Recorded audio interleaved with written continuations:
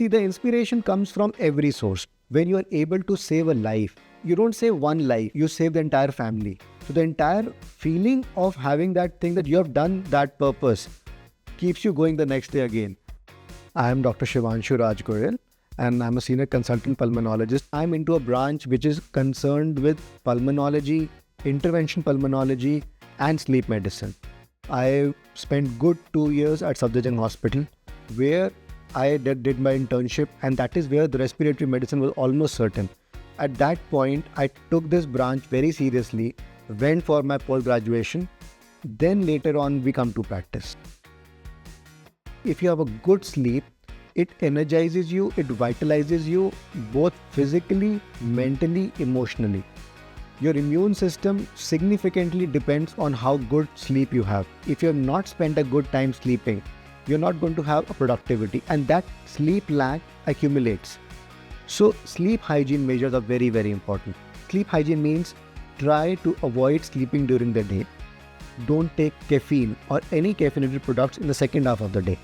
Avoid blue light exposure at least an hour or 1.5 hours before you go to the bed.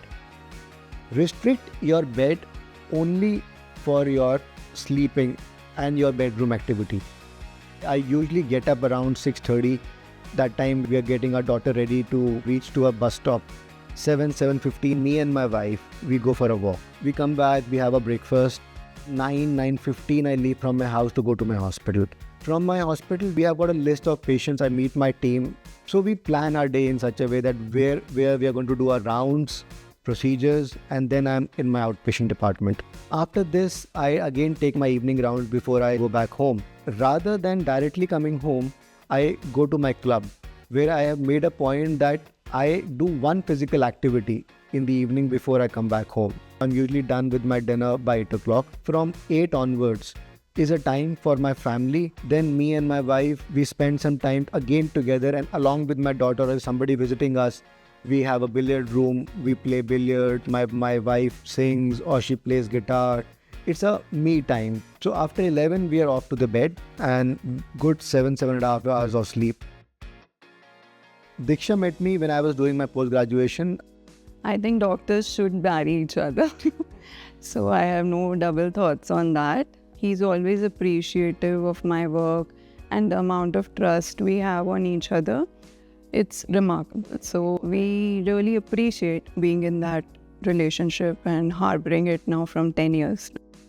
Prioritization of tasks, I learn a lot from both of them. Like whenever I'm in any sort of, conundrum on how to prioritize my work, I often ask Jeju, like, this is what I'm struggling with, and he'd guide me, to make the right decision or look at the broader picture.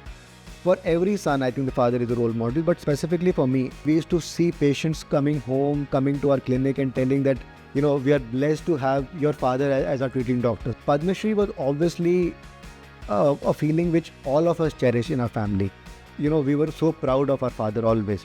It has been a huge feeling for me as a son to see my father do all that, and if I'll be able to ever fill that shoe ever in my life, I don't know. The day he wanted to become a doctor, and I said, that's the best profession and there's no profession better than this in this world. Go ahead. And there it is. Every day you get new cases, and every day is a challenge for you as a doctor. A lady who was with us in COVID was a challenging time for every doctor, and specifically for us pulmonologists, we were on the front.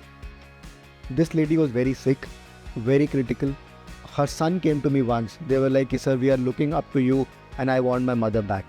So that line was always in my mind. We put her on a advanced machine and eventually we got her out of this. 4 months in the ICU, and today she comes to us as a healthy lady. She writes papers, she's a mathematician. That feeling is unmatchable.